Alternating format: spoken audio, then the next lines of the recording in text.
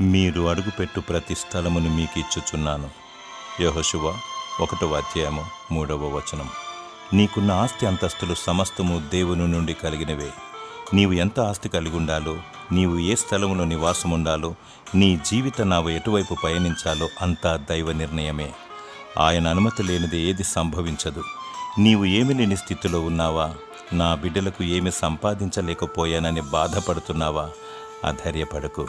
నీతిగా జీవించు, న్యాయముగా ప్రవర్తించు, దేవుని స్తుతించు, ఆయనకు మొరపెట్టు.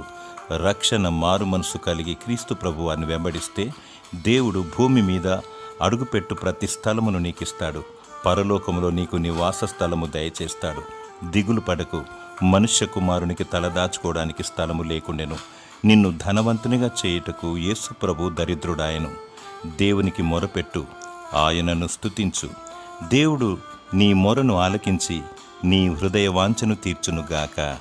ఆమేన్.